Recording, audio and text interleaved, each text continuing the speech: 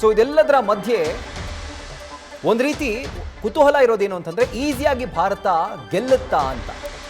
ಅಂಥ ಟಫ್ ಟೀಮನ್ನೇ ಸೋಲ್ಸಿರುವಂತಹ ಸಂದರ್ಭದಲ್ಲಿ ದಕ್ಷಿಣ ಆಫ್ರಿಕಾ ವಿರುದ್ಧದ ಫೈನಲ್ ಮ್ಯಾಚ್ ನಿಜವಾಗ್ಲೂ ಒಂದು ರೀತಿ ಈಸಿ ಅಂತಾನೆ ನಾವು ಭಾವಿಸ್ತಾ ಇದ್ದೀವಿ. 2 ಬಾರಿ ಫೈನಲ್ ತಲುಪಿದ್ರೂ ಕೂಡ ನಾವು ಇನ್ನೂ ಕೂಡ ವರ್ಲ್ಡ್ ಕಪ್ ಗೆದ್ದಿಲ್ಲ, ಮಹಿಳಾ ವರ್ಲ್ಡ್ ಕಪ್ ಅನ್ನ ಗೆದ್ದಿಲ್ಲ.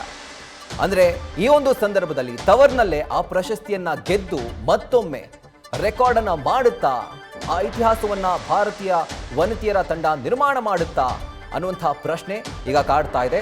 ಅದಕ್ಕೆ ಇನ್ನೇನು ಕೆಲವೇ ದಿನಗಳಲ್ಲಿ, ಇನ್ಫ್ಯಾಕ್ಟ್ ಗಂಟೆಗಳಲ್ಲಿ, ಭಾನುವಾರ ಇದಕ್ಕೆ ಉತ್ತರ ಸಿಗುತ್ತೆ. ಸೊ ಒಂದು ರೀತಿಯಾಗಿ ನಮ್ಮ ಭಾರತೀಯ ವನಿತೆಯರ ತಂಡ ಒಂದು ಇತಿಹಾಸವನ್ನು ನಿರ್ಮಾಣ ಮಾಡಿದೆ. 2 ಬಾರಿ ಫೈನಲ್ಗೆ ಹೋಗಿದೆ ಹೌದು, ಆದರೆ 1 ಬಾರಿ ಕೂಡ ಪ್ರಶಸ್ತಿ ಗೆದ್ದಿಲ್ಲ. ಆದರೆ ಭಾನುವಾರ ನಡೆಯುವಂಥ ಒಂದು ಫೈನಲ್ ಮ್ಯಾಚ್ ಏನಿದೆ, ಆ ಮ್ಯಾಚ್ನಲ್ಲಿ ಭಾರತೀಯ ವನಿತೆಯರು ಗೆದ್ದಂತಹ ಸಂದರ್ಭದಲ್ಲಿ ಮೊಟ್ಟ ಮೊದಲ ಬಾರಿಗೆ ವರ್ಲ್ಡ್ ಕಪ್ ತಮ್ಮದಾಗಿಸ್ಕೊಳ್ತಾರೆ. ಅದರ ಜೊತೆಗೆ ನಮ್ಮ ದೇಶದಲ್ಲೇ ವರ್ಲ್ಡ್ ಕಪ್ ನಡೀತಾ ಇರೋದ್ರಿಂದ ಮತ್ತೊಂದು ಇತಿಹಾಸ ನಿರ್ಮಾಣವಾದಂತೆ ಆಗುತ್ತೆ.